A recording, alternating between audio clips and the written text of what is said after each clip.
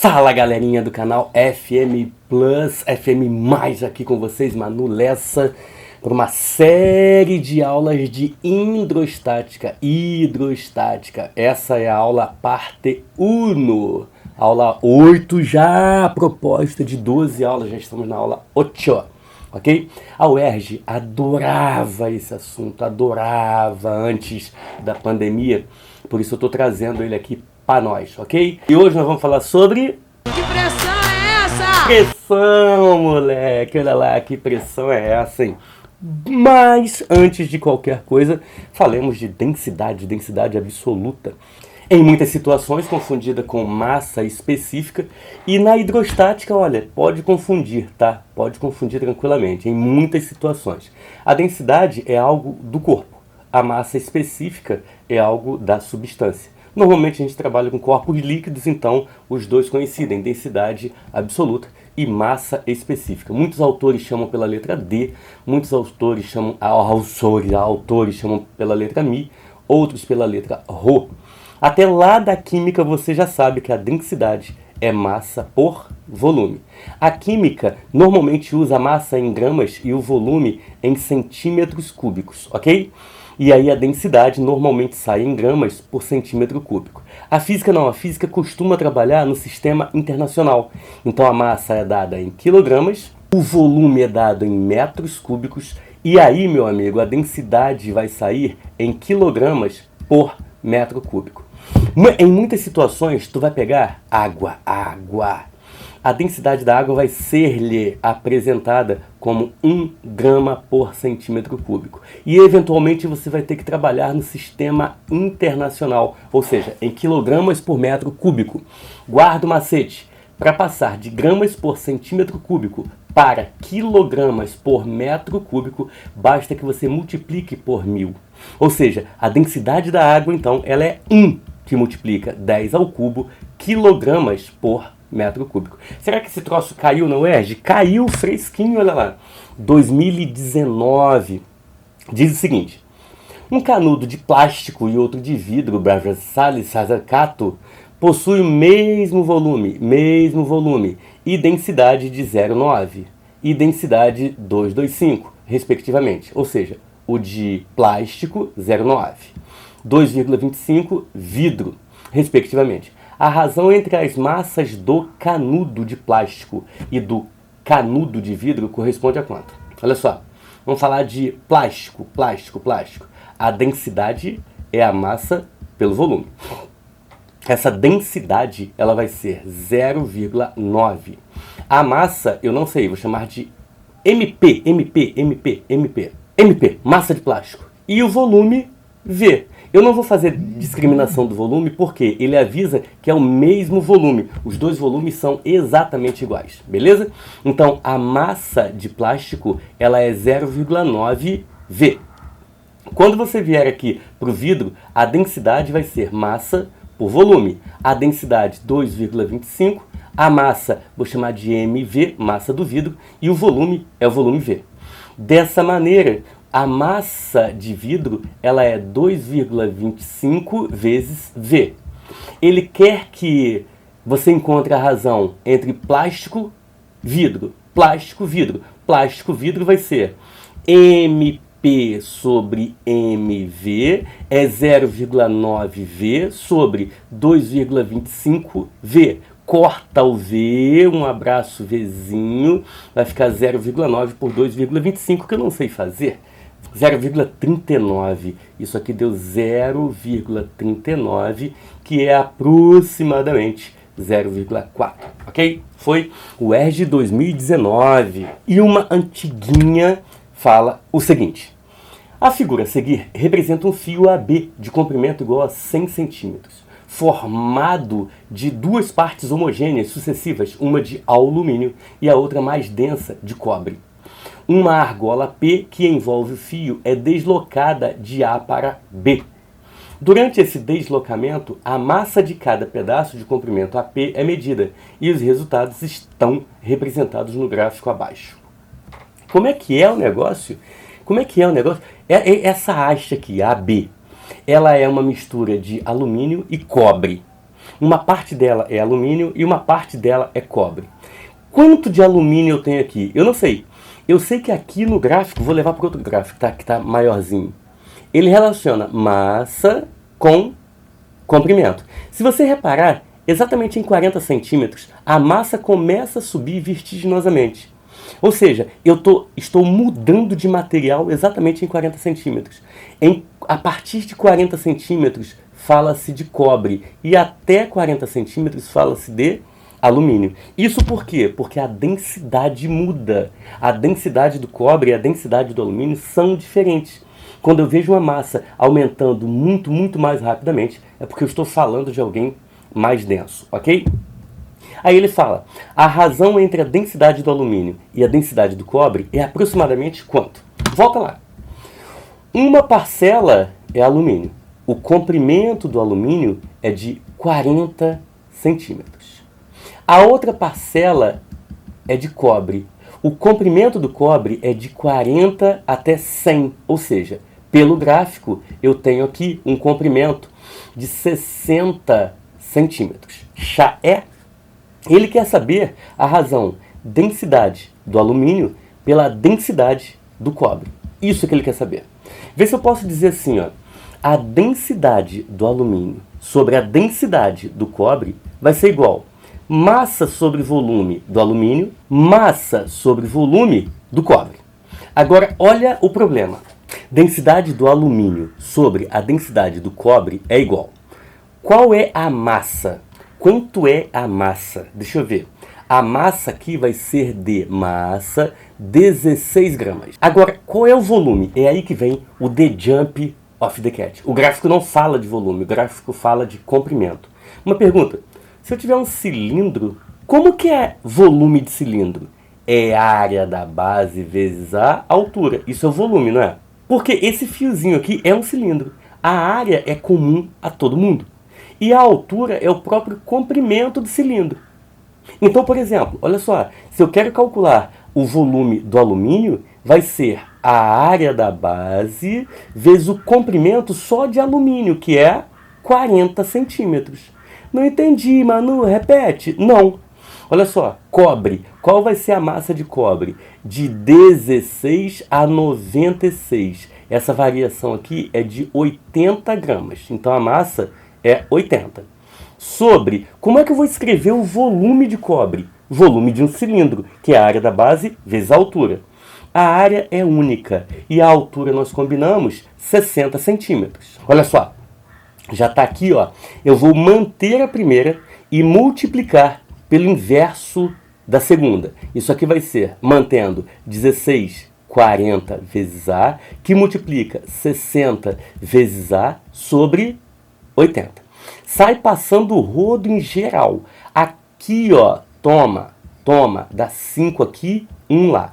Área, tchau, 0, tchau, vai ficar 6 sobre 20. 6 sobre 20. 4 vezes 5. 4 vezes 5. 4 vezes 5, 20. 6 sobre 20 vai dar 0,3. Essa é a razão entre as densidades. Deixa eu ver se tem resposta. 0,3, portanto, letra C. Fechou? Tudo bem? Falemos agora da manlura. Que pressão é essa, hein? Então, a pressão exercida por um corpo qualquer sobre uma superfície é a razão, força, sobre a área. Olha só. O que é F? Força. O que é P? Pressão. O que é A? É a área de contato. Eu coloquei aqui 2 desenhos para você perceber o seguinte. Aplicando-se a mesma força a áreas diferentes, cara, é lógico que a área que é maior me oferece, então, uma pressão, menor. Então, pressão é força sobre área, e pressão e área são grandezas inversamente proporcionais. Algumas perguntas. Por que a gente bate o prego com a ponta para a parede e não a cabeça para a parede? Porque com a ponta para a parede, ponta teria uma área menor. Isso faz com que seja exercida sobre a parede uma pressão maior, ok? Eu fui calibrar o pneu do meu carro. 32 libras. 32. Largão. Fui calibrar o pneu da bicicleta. 34. Ué, bicicleta com uma pressão maior É, porque eu tenho uma área menor. É essa a ideia, ok? Tudo bem? Tranquilo? Isso cai até em Enem, hein? Essa abordagem, essa proporcionalidade entre pressão e área aparece até no Enem, tá? Então fica atento a isso. Pressão e área são grandezas inversamente proporcionais. Quais são as unidades? Amor da minha vida. Força, tu já sabe. Força é Newton. Área, tu já sabe, é metro quadrado. Então a pressão vai sair em Newton por metro quadrado. Ok?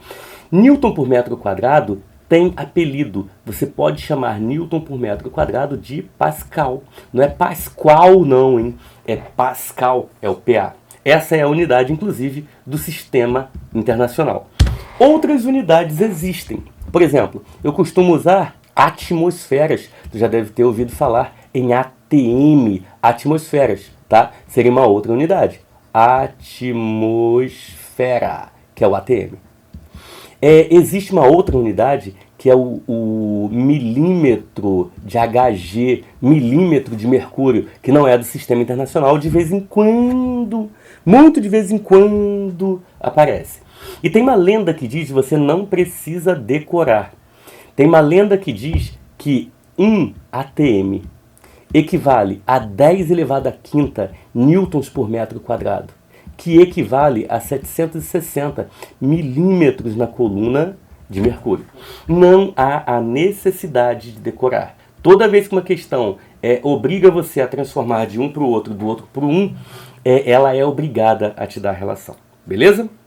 E aí você entra finalmente na pressão hidrostática, que é o teorema de Stevin. Diz a lenda que, se você tiver um corpinho, tá vendo o corpinho azulzinho lá? A uma certa profundidade H. Convenhamos, imagine que esse corpinho seja você. Imagine que você esteja inicialmente aqui fora. Aqui, no ar. Cara, aqui você está submetido apenas à pressão que é atmosférica, pressão do ar. Quando você mergulha, quando você vai lá para baixo, a pressão a que aquele corpo se encontra, na verdade, é a soma da pressão do ar com a pressão da água. Por quê? Porque tem dois corpos. Existem dois corpos fazendo pressão sobre ele. O ar, lá em cima, e a coluna d'água. Beleza. Eu posso dizer, então, que a pressão total, vou chamar simplesmente de P. A pressão total exercida, ela é a pressão do ar, ou seja, a pressão atmosférica, mais a pressão da água. Não vou ficar deduzindo fórmula aqui, né? A pressão da água, ela é dG H. O que é D? Densidade. O que é G? Gravidez. O que é H? Profundidade. Então D é D de densidade, H de profundidade. Isso aqui, no sistema internacional, não aceita outra unidade senão Newton por metro quadrado, senão quilograma por metro cúbico, senão metro por segundo ao quadrado, senão metro. É uma equação que é difícil de você usar? É. Mas tá aqui a equação, tá aqui a fórmula, toda ela tem que ser ajustada para o sistema internacional. Um detalhe, olha só. Primeiramente, você tem que perceber de novo que corpos que estão a uma profundidade maior, a uma altura maior, estão submetidos a uma pressão maior. Tu não pode mergulhar no mar, meu filho, e descer 8, 10 metros de profundidade. A pressão aumenta muito, vai te fazer mal. À medida que você vai descendo, a pressão sobre você vai aumentando. Isso é lógico, isso é fato. Está aqui provado matematicamente. E por que você usa pouco essa equação? Porque existe uma lenda que te salva. Qual é a lenda? A lenda diz que quando você está em água pura, sem sal, sem nada, pura, tá? H2O, de densidade igual a 1 grama por centímetro cúbico, a cada 10 metros de profundidade, a sua pressão aumenta de 1 atm. Hã? A sua pressão aumenta de 1 atm.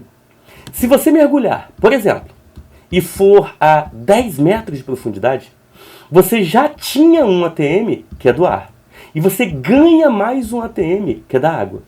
Então a sua pressão total é de 2 atm.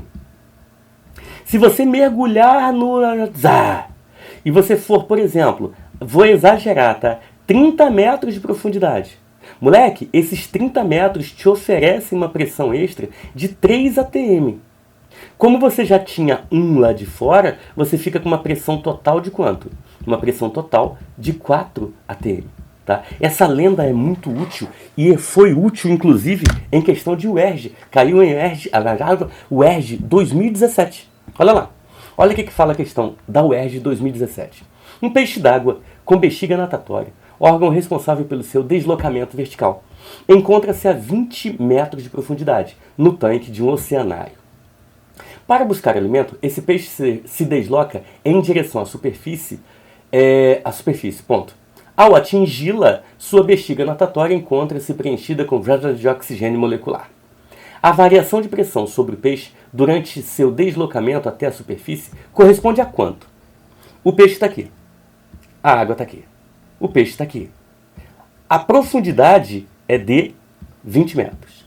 Ele teria 1 atm lá de fora, mas ganhando 2 atm da água. Então ele ficaria com uma pressão total de 3 atm.